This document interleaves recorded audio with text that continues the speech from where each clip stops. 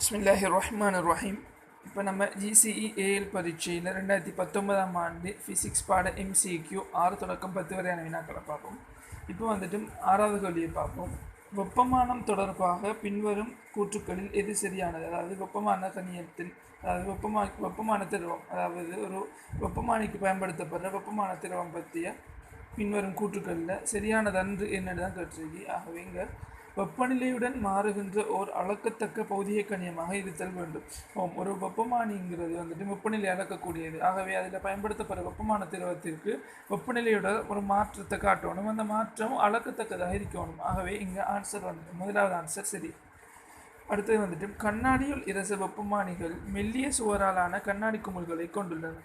இப்போ கண்ணாடியில் இரச வெப்பமானியை பொறுத்தவரையில் கண்ணாடி தடித்ததாக இருந்தால் அந்த கண்ணாடி வெப்பத்தை பெறுறதுக்கு ஒரு குறித்த வெப்பநிலை, அதாவது வெப்ப சக்தி இழக்கப்படும். இதனால் நம்ம அளக்கிற திரவத்தில் வெப்பநிலை குறையும். ஆகவே வெப்பநிலை அளக்கிறதுல செம்மை குறைவடையும். ஆகவே இங்கே மெல்லிய கண்ணாடி குமிழ்களை தான் பயன்படுத்துவாங்க.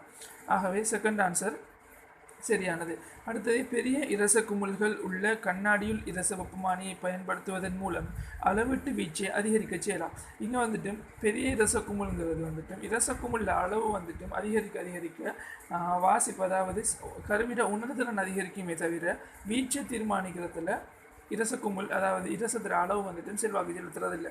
இங்கே வீச்சை தீர்மானிக்கிறது என்னென்னா மேல்நிலைத்த புள்ளி கீழ்நிலைத்த புள்ளி, அதாவது வெப்பமான திரவமாக பயன்படுத்தப்படுற திரவத்தில் உருகல் நிலை அல்லது உருகல் நிலையும் உறைநிலையும் தான் இதில்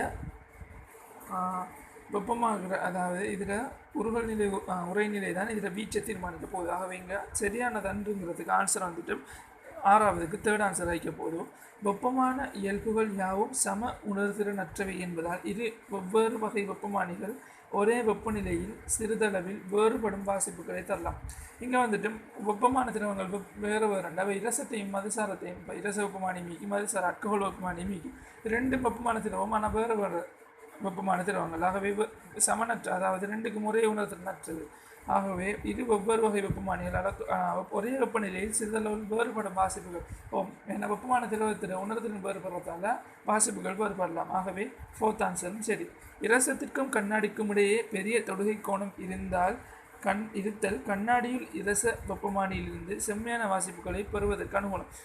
இப்போ இரசத்தை பொறுத்தவரையில் கண்ணாடியோட தொடுகை கோணம் கூடியது. தொடுகை கோணம் கூடியதுன்னு என்ன? ஒரு வெப்பத்துக்கு விரிவடைஞ்சிட்டு போய் ஒரு இடத்துல நிற்கும் போது, அதாவது வெப்பத்துக்கு விரிவடைஞ்சிட்டு கண்ணாடி குழாயினூடாக மயத்துளை குழாயினூடாக உயர்ந்துட்டு போய் மேல் மட்டத்தில் நிற்கும் போது தொடுகை கோணம் கூடுங்கிறதால தளம்பல் நிலை ஏற்படாது, அதாவது தளம்பாது ஸ்டெடியாக நிற்க போகுது. ஆகவே அதால் நமக்கு வாசிப்பை இலகுவாக பெறலாம், பிறர் வாசிப்பை இலகுவாக பெறலாம். ஆகவே இங்கே வந்துட்டு ஆன்சர் வந்துட்டு 5வது ஆன்சரும் சரி. இப்போ நமக்கு சரியானதன்று கேட்டிருக்கு. ஆகவே இங்கே தேர்ட் ஆன்சர் பொருத்தமாகிக்கும். இப்போ 6வதுக்கு தேர்ட் ஆன்சர். அடுத்தது 7வது கேள்வியை பொறுத்தவரையில் கலியூதா அலை, கலியொலி அலை ஆகியவற்றின் பௌதிக இயல்புகள் பற்றி பின்வரும் கூற்றுக்களை கருதுங்கள். சரியா? மேற்குறித்த கூற்றுக்களில் எது எவை சரியானவை அன்று சரியானவை அல்ல நிகழ்ச்சி. இப்போ இங்கே வந்துட்டும் கலியூதா அலைங்கிறது வந்துட்டு யூவி ரேஸ், இது ஒரு மின்காந்த அலை. அதே போல் ஒலி அலை, அதாவது ஒலி அலைகள் யாவும் ஒரு பொறிமுறை அலைகள். ஆகவே இங்கே கலியூதா மின்காந்த அலை, ஒலி அலை ஒரு பொறிமுறை அலையாக இருக்க போகுது. சரியா?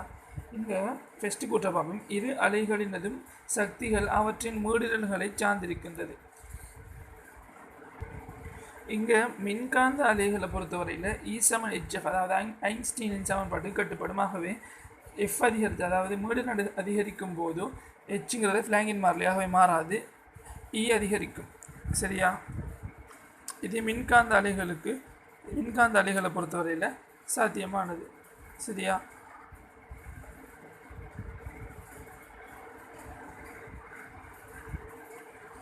இதே இது பொறிமுறை அலைகளை பொறுத்தவரையில் பொறிமுறை அலைகளுக்கு வந்துட்டும் பொறிமுறை அலைகளுக்கு இந்த சமன்பாடு பொருந்தாது. பொறிமுறை அலைகளில் சக்தி வந்துட்டு அலையின் வீச்சத்தில் தான் இங்கே இருக்கும்.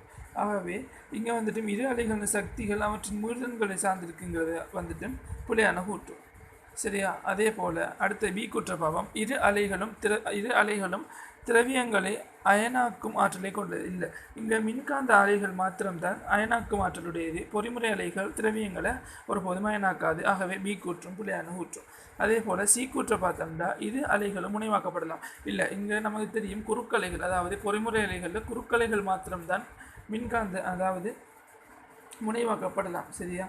இங்கே வந்துட்டு குறுக்கலைகளை பொறுத்தவரையில், அதாவது குறுக்கலைகள் எப்படி முனைவாக்கப்படும், அதே தளம் இந்த தளத்தில் வருதுன்னு சரி, அப்போ கிடைத்தளத்தில் இருக்கலாம், அல்லது நிலைக்குத்து தளத்தில் இருக்கலாம், அல்லது சரிவாக இப்படியும் வரலாம். நம்ம ஒரு அட்டையில் அதாவது ஒரு நிறுத்துவாரம் ஒன்று விடுவதன் மூலம் அது கிடையாகவோ அல்லது நிலைக்குத்தாகவோ வரும் தளமுனைவாக்கப்பட்ட அலைகளாக மாத்திரம் முனைவாக்கம் செய்யலாம். ஆகவே இங்கே வந்துட்டும் இரு அலைகளும் முனைவாக்கப்படலாம்ங்கிறது புள்ளியான கூற்று. ஆகவே இங்கே ஆன்சர் வந்துட்டும் ஏபிசி இப்போ என்ன கேட்டுக்கு சரியானதன்று. ஆகவே மூன்றும் பிழை. ஆகவே இங்கே வந்துட்டும் ஆன்சர் ஏபிசி ஆகியவை எல்லாம். ஆகவே ஆன்சர் 7வதுக்கு 5th ஆன்சர். அடுத்தது 8வது கேள்வியை பார்ப்போம். மாறாக்கதி வியுடன் வட்டப்பாதை ஒன்றில் இயங்கும் பொருள் ஒன்று உருவில் காட்டப்பட்டுள்ளது. பொருள் ஏயிலிருந்து பிக்கு இயங்கும் போது அதன் வேக மாற்றத்தை குறிப்பது. இப்போ ஏயிலிருந்து இங்கே பிக்கு போகிறார். சரியா?